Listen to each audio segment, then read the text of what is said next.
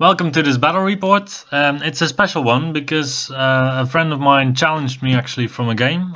He lives around Rotterdam, I believe. So he came all the way down to Eindhoven to play and to also show off his army on the channel.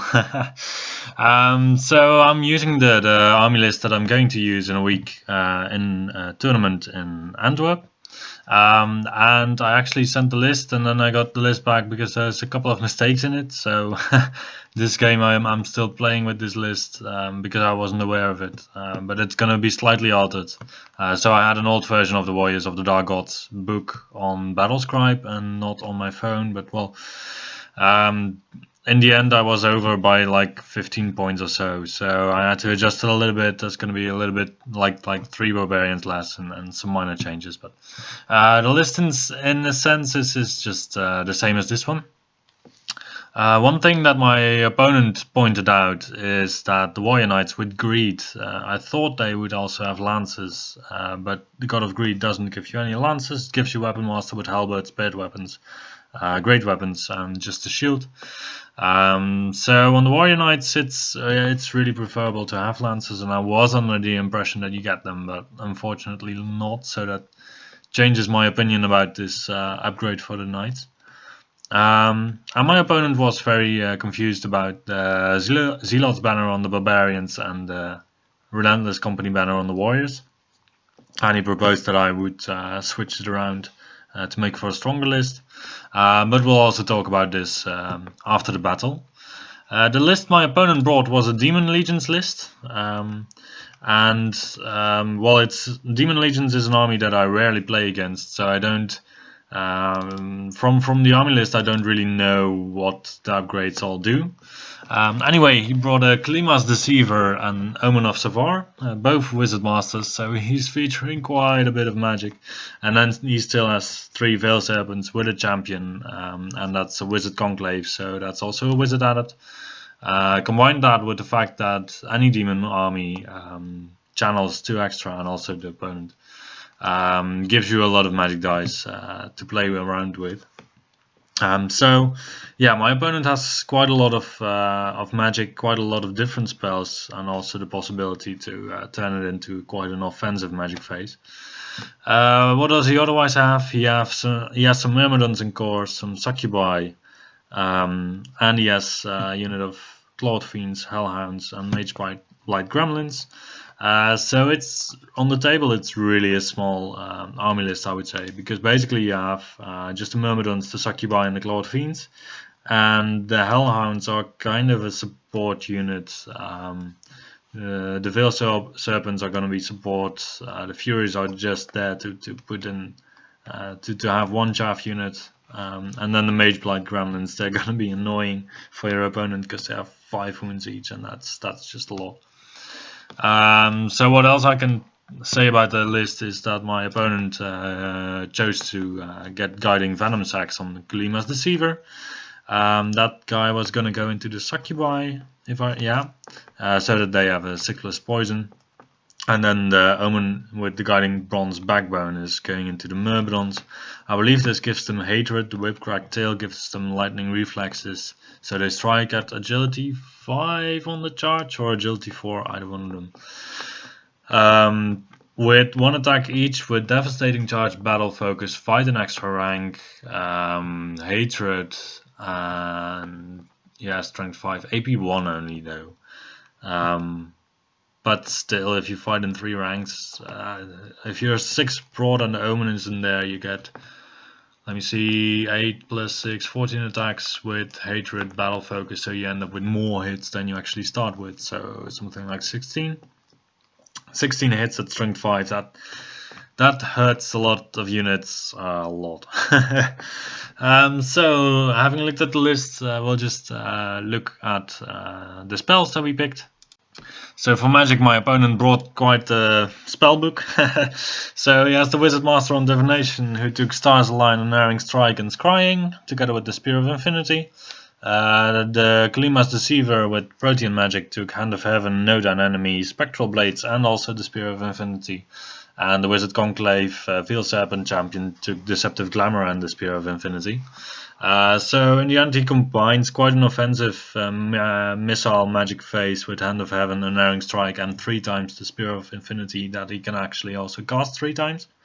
And then he supports it with some good support spells for combat situations.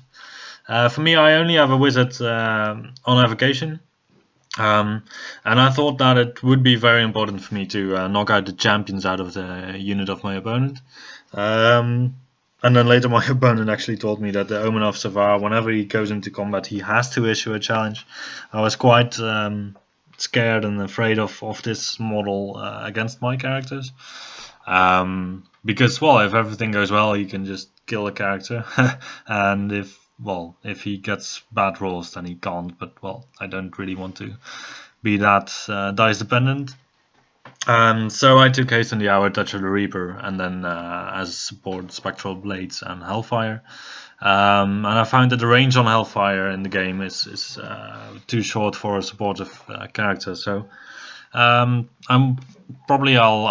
just switch up the lore later to Alchemy to have a bit of a longer range.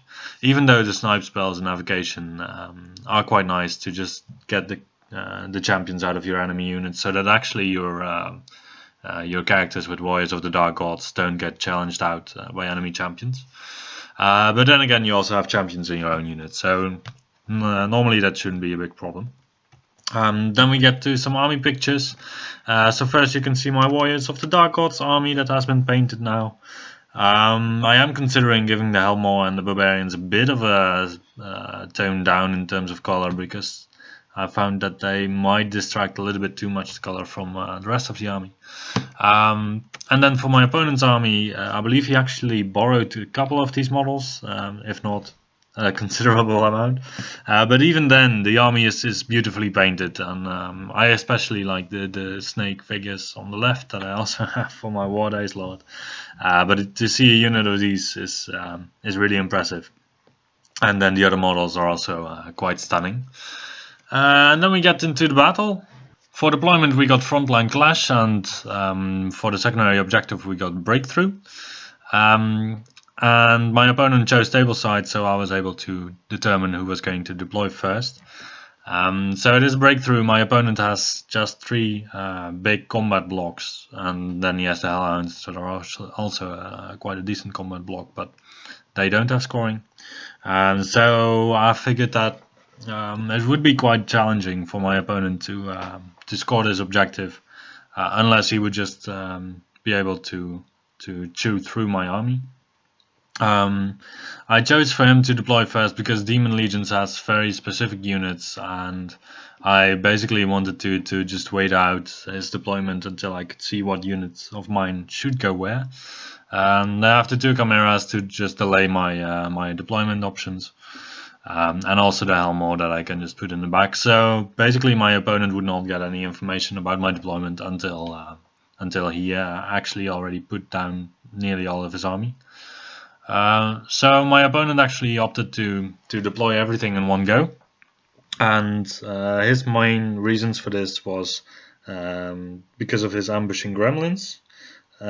So they arrive on the start of the second turn. If you have the first of these second turns, then they can play a more pivotal role.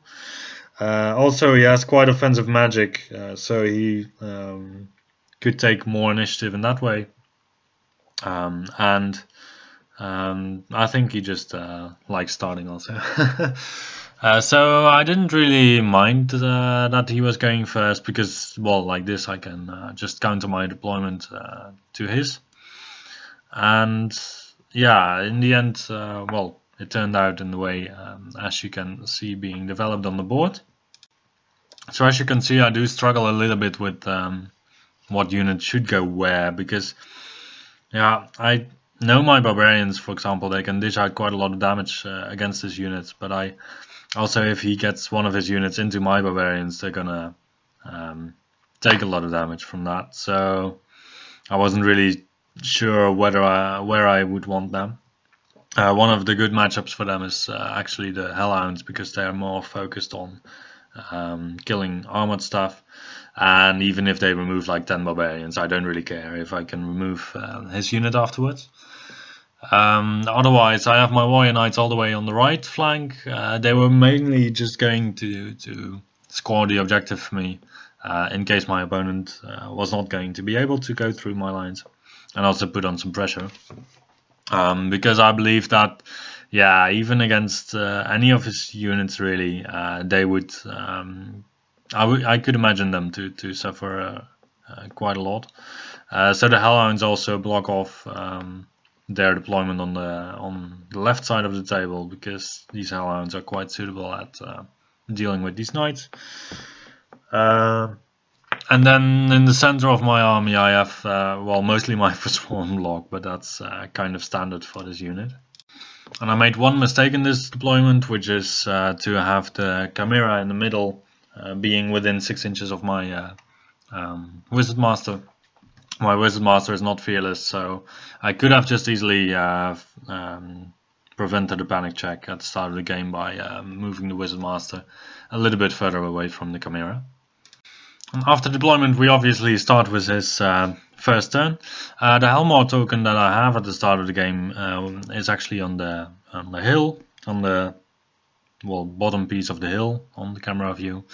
So my reasoning for this was that if my opponent left his token a little bit uncontested, then I could either put one of my units on the hill, behind the hill, to the left of the hill, or on the right of the hill.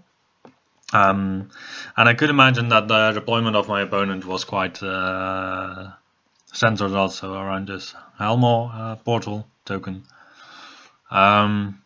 So in hindsight, maybe I should not have gone for the hill, because in this way, if I make my opponent have to focus on the Helmar token, and I put it in an interesting location like a hill, then it's more appealing for him to actually focus on this position himself too. So if I had actually put it on the right flank, he might not have put this big unit on the hill. So the funny thing about these Helmar tokens is that you can also just block the use of a Helmar by just putting your unit full on it, making sure that your opponent cannot deploy anything within 3 inches of the token just by your own sheer unit size. Which is effectively what my opponent is doing.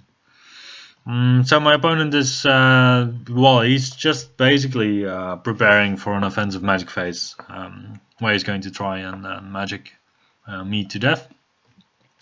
So yeah, also the fact that during magic you get 2 extra veil tokens every single turn, either with Demon Legions or playing against Demon Legions. So I also get 2 extra veil tokens each turn for my army. That really means that you can very quickly get quite a bit more offensive magic phase or effective magic phase than you would expect. And yeah, the Demon Legion armies that you build for this are always prepared for this, whilst my army with one Wizard Master that doesn't have a lot of very interesting spells obviously is not. So yeah, in the book it seems like it's a very fair thing to get some extra tokens for your army whilst your opponent also gets them. In practice, most people tone their lists in such ways that they can kind of balance out the magic that they want to use in the way that they want to use it. So getting suddenly these 2 extra veil tokens is not that impressive, I would say. But that's probably also the design of the rule. I think it's a nice rule, and because it's very charismatic. So my opponent, he tried to kill a Chimera of mine in the first magic phase, and in the end he does manage to kill it. So this causes a panic check, as earlier mentioned, on my mage. Fortunately, I make the panic check, but as you can see in the recording, I could have easily prevented that panic check. So this is a situation where it's not really about the dice what you do, but just about positioning of your units. Then we go to my turn, and I actually see that I have one potential charge for my chariot. and it's into the Veiled Serpents of my opponent. So I declare this charge because any negative effects of this charge would be that, well, I get a failed charge, and my opponent gets a free charge on my chariot, probably just with the Cloud Fiends. I was planning to use my Banner of the Relentless Company on the Warriors anyway to just see. I was just curious to see what the Cloud Fiends would do against the Warriors, and what the Warriors would do against the Cloud Fiends. So I was going to chaff them up anyway. So it's really a no risk. A charge, so I went for it, and I actually made the 11, which made me very, very happy. And my opponent was like, "Oh my god, this is my first mistake of the game. I should never have put it within an 11 because I had the range anyway." And he was definitely right about that. And another mistake he made was to tilt the Hellhound so far that I could easily get out of his line of sight with both the Chimera and the Giant, allowing me a lane towards his army. Otherwise, the Warriors are just using their Banner of the Relentless Company. I took some dangerous terrain tests, and none of them died, luckily. And we checked whether the Cloud Fiends could still wheel around them. They could still go in a straight line just across the face of the Warriors, but with the Warrior Knights in the position that they are in, they were not able to charge into the Warrior Knights. I should have tilted the Warrior Knights a little bit more towards the board center, but in this way it's also fine. So the only thing I did, one big mistake of mine in this situation, I think, was that I didn't regard the charge of the Succubi into my chariot at this moment, going into the flank of the chariot, going into flank of the warriors. And then my opponent could overrun after clearing the warriors in either direction. Even though this would give my Doomlord unit a charge into his Succubi with his character, and also the Warrior Knights would be able to charge something. If they together would have been able to charge into the Succubi on my turn 2, then I would be in for a good game, I think.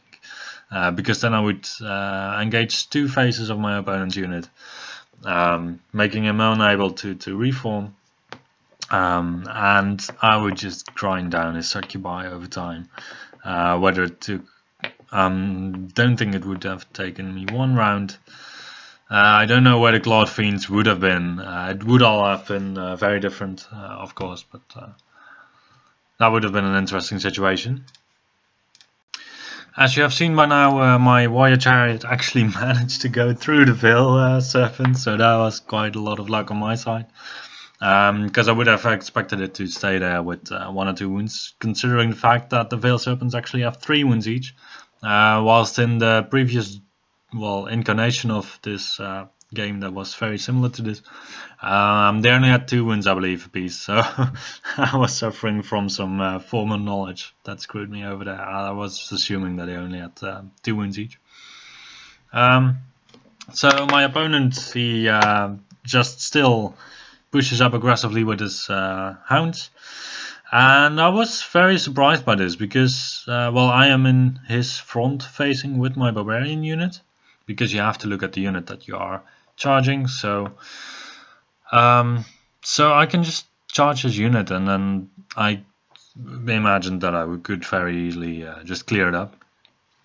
And the only thing is that my Chosen Lord would get into contact with his hounds. I would kill a couple of hounds. He would still have 6 or 8 attacks back at my Doomlord, and any 6 to roll to wound would be a lethal strike wound just going through my armor, and he just has a rerollable 1+ armor save. I shouldn't say just a rerollable 1+ armor save, because that's quite impressive indeed. But yeah, just even getting 1 or 2 wounds on my Doomlord, I don't think it's very big of a problem for just removing an enemy unit that's potentially quite dangerous from the field. My opponent was quite willing to take the charge of the Cloud Fiends into the Warriors to also see what would happen. Because my opponent was also he's just started playing this army, because he normally plays a lot of ogres, and he's very used to playing ogres, and this was kind of a new experience to him. So we are both just figuring out what we're doing with these armies. Yeah, so he's building a little bit of a bunker, and well, you can see that the Mage Blight gremlins popped up. They popped up to come and remove my Helmar from the game, and yeah, I was like, I'm quite okay with that. So I put a second token down in front of the Barbarian unit in my magic phase, so that I had a bit of possibilities there. So I could play around with that a bit. But as the board is looking, I don't feel like I really need Helmor in this game, so I wasn't really concerned by that. Right, so yeah, we get to the combat of my opponent.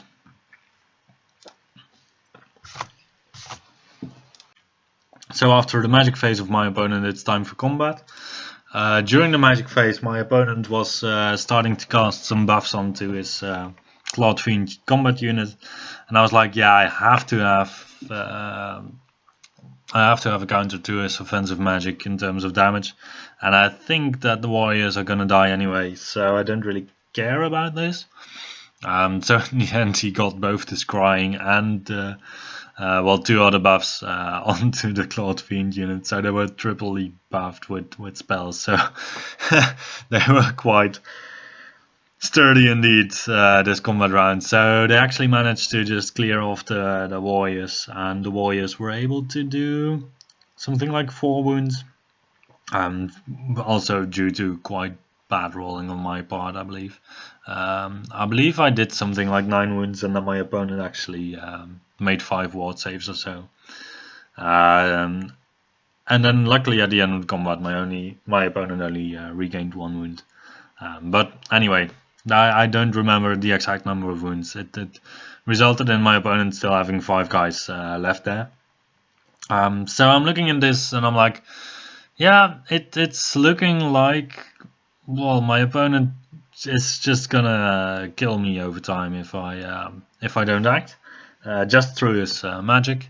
And I also realized that before the battle that his magic is really going to be a game changer if I cannot prevent it from happening. So I just want to remove units from his side as quickly as possible, to be honest. And it's also at this point that I realized that my Doomlord with the Footsworn are probably a bit too sturdy for his army to deal with, especially since he doesn't have a lot of high AP, and the AP that he has is in the Cloud Fiends and in his characters. And the characters I can challenge out with the champion of my Forsworn. If I manage to kill the champion in his units, I thought at the time. But then the Omen has to challenge whenever he has the chance, so it's only for the Kalima's Deceiver. And the Kalima's Deceiver does get the extra attacks according to the models in base-to-base contact with him. So if I fly in with my Forsworn, he gets the 5 attacks of my Doomlord, the 2 attacks of the other Forsworn guy. So he gets an extra 7 attacks, which is a lot, obviously. But I see on the table that I am able to clear the distance between my opponent's line of sight of the Cloud Fiends and his Succubi, who have only AP 1, and he doesn't have anything in the list to increase this other than the Lethal Strike, Avocation, Spectral Blade. So I decided to just push the Forsworn block into his face and make him have a problem. Either, well, not really this turn yet, but the next turn. So the only option that he still has then is to chaff me with the Furies, or to go in with one of his units. Otherwise, on the right, the Warrior Knights, they swoop in over the flank. And one thing I didn't consider is that my opponent with the Cloud Fiends can still declare a charge against my Helmor. So the piece on the top right is actually a ruin. So my opponent brought the 3D or the 2D terrain, and we put on some small terrain features to indicate more clearly what the terrain features were. And the piece that is on the ruin I actually use quite often to indicate impossible terrain. So this was a bit of a mental screw up for me. But in the end, I don't think I would have changed it a lot.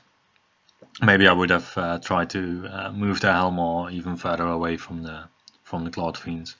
But in my mind, it was a charge that he could not make because he couldn't get the wheel right to grab the corner of my Helmor in the side where he has to charge me. But otherwise, I get my spell off to kill the champion of the unit with the Kalima's Deceiver, so that once my opponent charges in, he has to accept the challenge of my champion, and he can just kill the champion of the Forsworn unit, and I'm fine with that. And we put on another portal for the Helmor underneath the Forsworn unit, basically. Otherwise, in combat, I kill some dogs, and then I believe due to combat res, the dogs actually die, and I get just a reform with my barbarians. And I must say that I don't think I have to be really scared of the charge of the barbarians, of the Myrmidons, sorry, into my barbarians, provided that I deploy them in horde formation. So my opponent, he can charge in and he can deal a lot of damage, because he's gonna remove something like 10 or 15 barbarians. But on the other hand, when I strike back, I also cause a lot of damage on him. So then even if my opponent does remove 15 barbarians, then I still have 15 barbarians left. They're gonna have paired weapons, they're gonna have full support attacks. So there's gonna be 30 attacks hitting him on 3s, wounding him on 3s, so that's also something like 13 wounds. That turns after ward saves into 9 wounds, something like that. And then, yeah, the Chosen Lord can still hit on the unit, because I can catch the challenge of my opponent's Omen of Savar with my champion. So I might lose by a little bit, maybe. But then, on the other hand, that's not too bad, because I have Pride anyway on my Chaos Lord, so I have a minimized discipline roll. And I can reroll it because of the Battle Fever of the Barbarians and the Chosen Lord's Hellforged Armor. So in my opponent's turn, he does declare the charge against the Barbarians, and I was quite sad to not see it be successful, because I was quite curious to see what would happen. And on the other hand, I now have a counter charge ready with my Barbarians and my Giant, so that would be even better. So otherwise, my opponent charges in his Succubi into my Forsworn, and he charges in, or he chaffs up my Warrior Knights with his Clawed Fiends. So actually, in his army, his Clawed Fiends are nearly the best counter against my, well, probably the best counter against my Warrior Knights. So the board is looking quite alright now. So one of my opponent's casters is in combat. The Veil Serpents, they're already out of play. So my opponent only has one Spear of Infinity left and one Unerring Strike, I believe, because that's the Divination guy. So in terms of offensive magic, he cannot do a lot anymore. He can just buff his units. And with regards to buffing the combat against my Forsworn, I'm just totally fine with that, except for the spell where he gets Lethal Strike with his the Avocation #1. Because the rest of the attacks, I'm just gonna hit against my 2+ armor save that through his AP1 becomes a 3+ armor save, On every 4+ that I roll, I get a strength 4 hit onto his own unit back. And well, he's only resilience 3 and he has a 5+ Aegis, so for every wound that he does to me, I'm gonna nearly do a wound to him. Well, it's a little bit exaggerated, but that just the fact of doing a wound to me is not enough to convince me that it's a bad thing per se on these Forsworn. So he doesn't have a lot of spells that I actually definitely want to stop. As you can see, unluckily was still able to block the charge of my barbarians into his unit with his furies. But then again, in this way we get to remove the furies.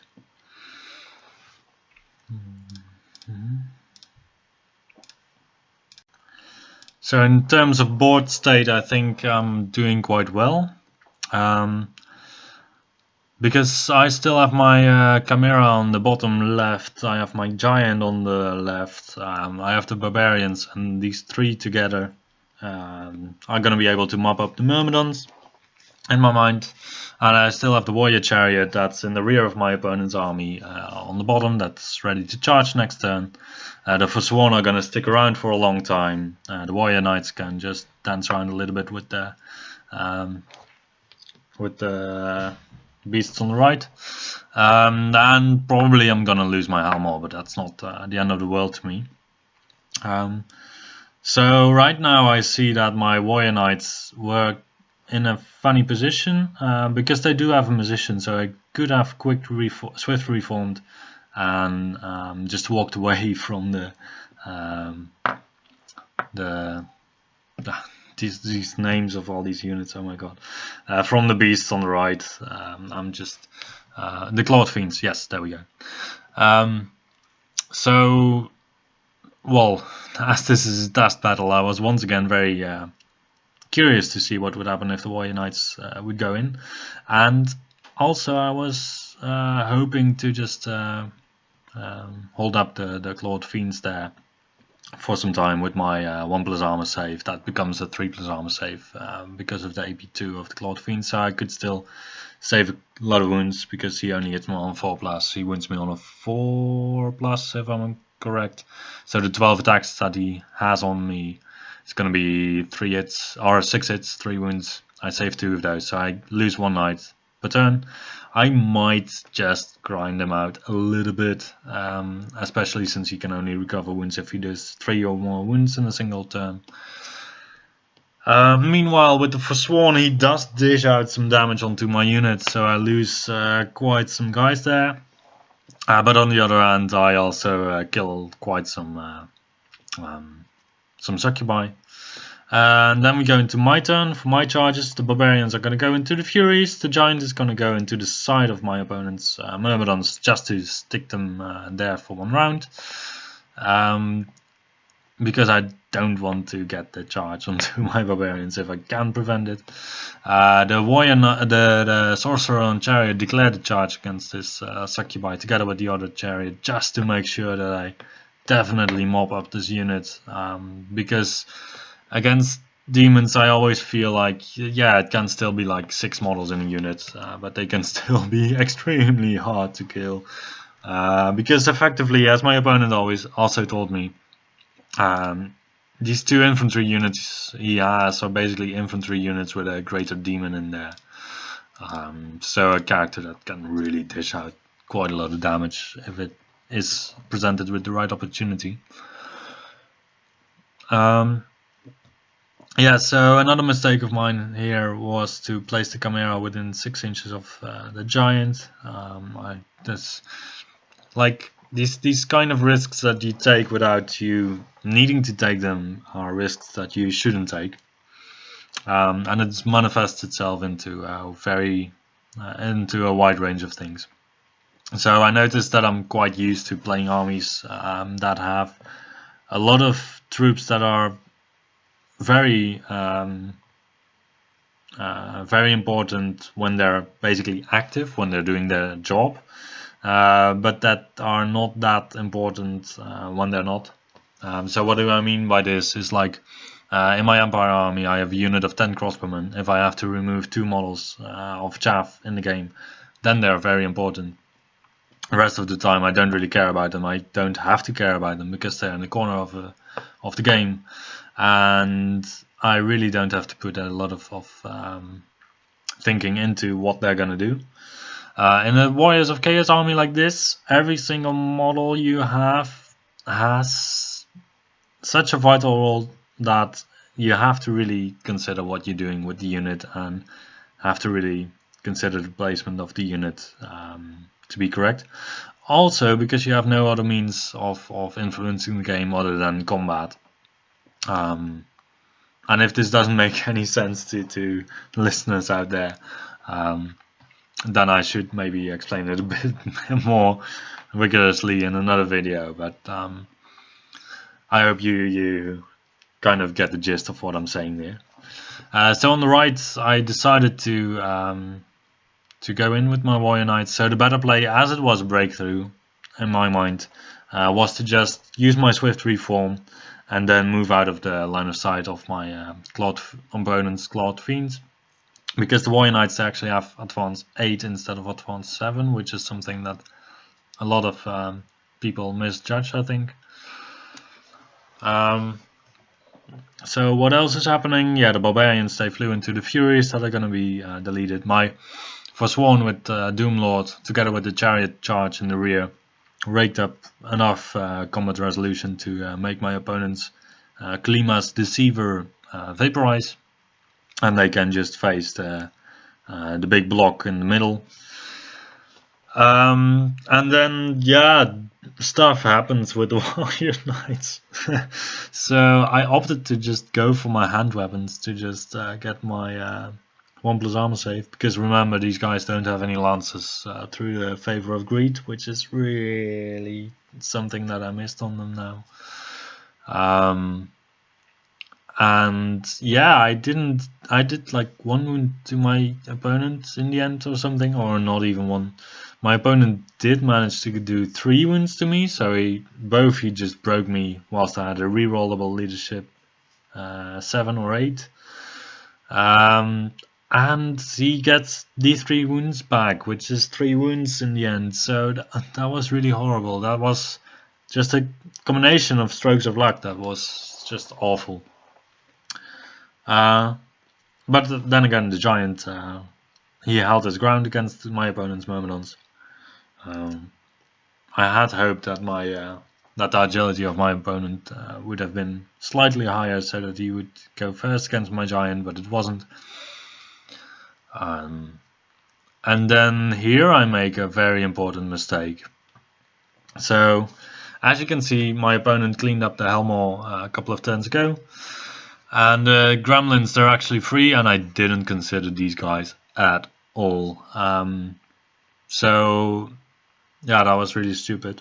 I should have considered them, because it's just 15 wounds of chaffing piece. They are beasts, so they do have Swift Stride. This is, yeah, these units are amazing, because you have like a lot of wounds with Swift Stride, close to 6 inches of an enemy sorcerer on the game in ambush, and they just managed to charge my Barbarians in the flank. If I had put my Chaos Lord all the way on the right of the unit in this picture, then it would have been fine. I didn't do that in my reform last turn because I didn't spend enough time to look at the situation. I should have looked a bit longer, because with the Chaos Lord on the side, besides the 8 attacks, 10 attacks that I get from the Barbarians, because the war dice actually just effectively exchanges with the Barbarians in terms of stats.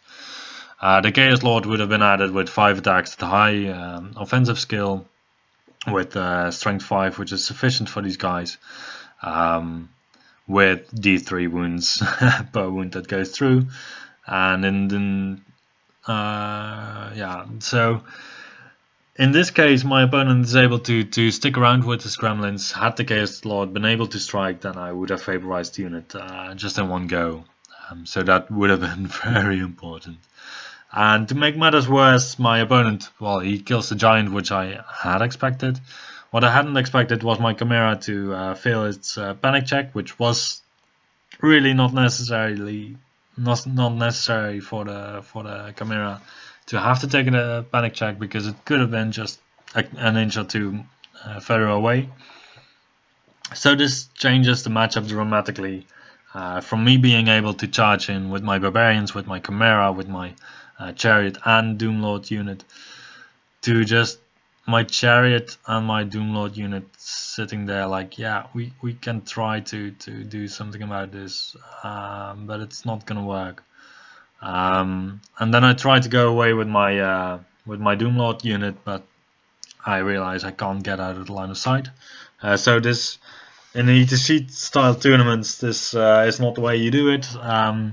But yeah, as it was a friendly game, I don't know what you would do in an ETC type of tournament if you don't mark your units and you try to just walk them away, and then you don't get to the distance you need. But well, we just settled for this reform. So yeah, my opponent could charge into the flank of my my Forsworn unit there. So yeah, this does change the game considerably. So a bit more than a turn ago, it looked very, very nice for me, in my own opinion. And now it just, through this stupid mistake of not putting the Lord on the side of the unit, it really changed the game. But then again, the game is the game, and the game can always change. So yeah, we'll just continue. And then in my combat phase, I wasn't able to remove these gremlins. Oh my god. So I still wanted to reform in such a way that my opponent's Myrmidons couldn't reach my Forsworn unit. And I still managed to, because I had one model left that was needed to be able to do so. Whilst retaining my 5 white formation, so I could be steadfast if everything went really well for me. But I was highly doubting that I would be able to hold this combat, because in the end they're after all just barbarians. So my opponent flew into my Forsworn unit on the right and into my barbarians on the left. So just from having like more than double of the amount of units of my opponents, this went to a game where I had like an equal amount of units nearly, and my opponent still had quite a lot of combat prowess in his unit. So it was looking definitely more bleak for me at the moment than at start, like 1 or 2 turns ago. And meanwhile, the Mage Blight Gremlins of my opponent that were still on ambush, so the unit of 2, still stayed in ambush, and actually for the rest of the game didn't pop up, so that was quite hilarious to see. So I did get the points for those also. And then we go to magic of my opponent. He only has 1 castle left at this point, so the stuff that he's doing is a bit more comprehensible than with all this magic everywhere in his list. And yeah, the Myrmidons, they charge in and they kill a lot of my barbarians. So you can see my opponent rolling all these dice and stacking them up, and he actually kills 16, I believe. So my opponent was worried that I would still be steadfast in this combat. I already thought when he went in there, like, yeah, this is not going to be steadfast in any way, in any possible world. But on the other hand, if my opponent had killed 2 less models, then I would have been steadfast actually. But as things were, he definitely just broke my unit, and I couldn't make the break test. I had like a -10 or so, which was a shame, because I have pride on the unit, just to make sure that the unit sticks around a little longer. But I experienced that the barbarians actually died too fast for it to be able to be of any merit for the unit. My opponent stops in front of his own Mage Blight Gremlin, and then we do the other combat. In the other combat, not a lot happens this turn. I just do a couple of wounds, so my opponent does a couple of wounds to me. So we just grind down each other. But we do make some space for the wizard on the chariot, which I am very happy with. And my opponent can either force me to reform first, or reform first himself. So he decided to make me reform first, and then I reformed in such a way that if he was going to move his unit over in such a way that I could not charge in there, then I would get a flank charge on his unit, so that I could get in a charge with my chariot anyway. My turn as a whole for the remainder is quite quick, really. I flew into his unit with my chariot, and the impact hits actually don't do a lot of damage. So we just grind down a bit more, and I believe he loses one model here, and that's basically my turn. And then we get to my opponent's turn, and the scenario is still breakthrough. So my opponent still wants to obviously break through and go to my deployment zone.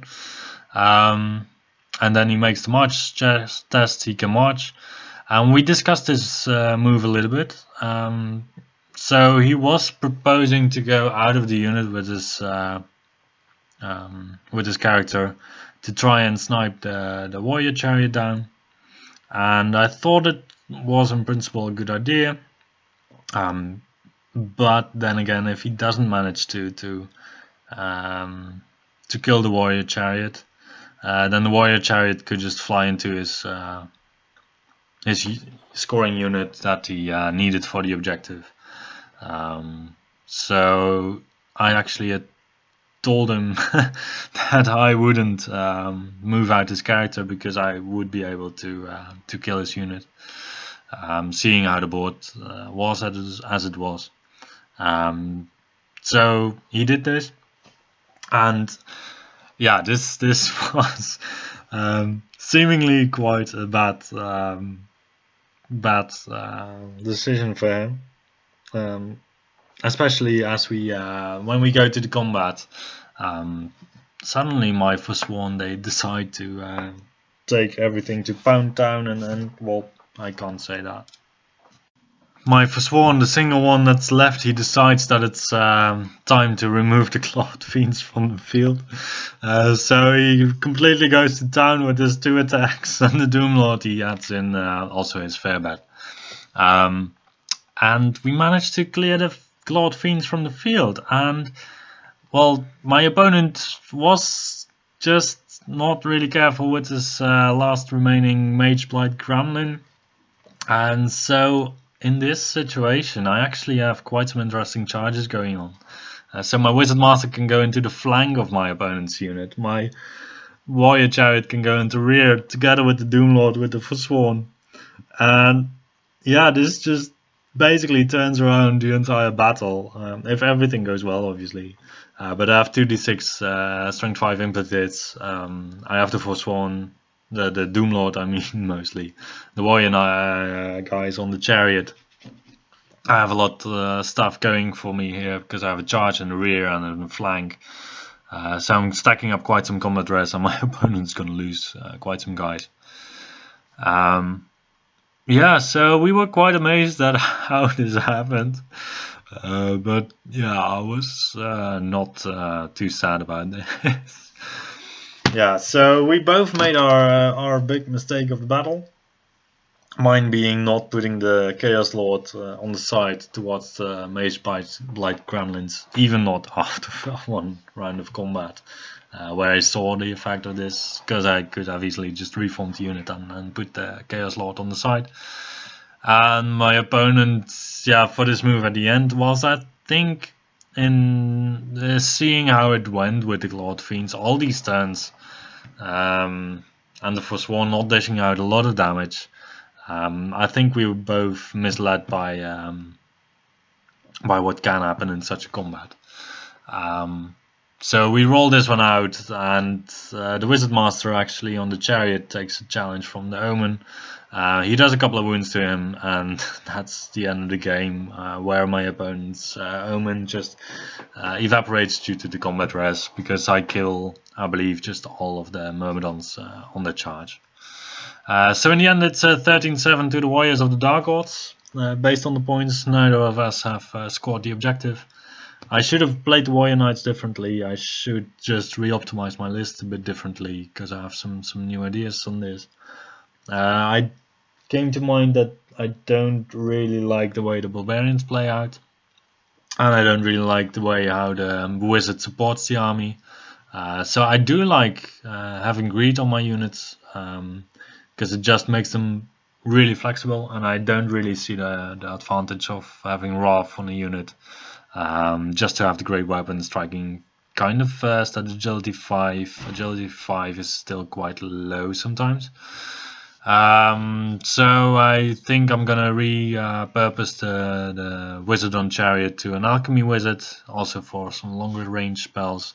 Put some flaming banners here and there, change the Barbarians to Warriors. And then I have some warrior units of greed, and that's gonna, I think it's gonna be a better list, but we'll see in one of the next videos how it fares. So thank you for watching, and see you the next time.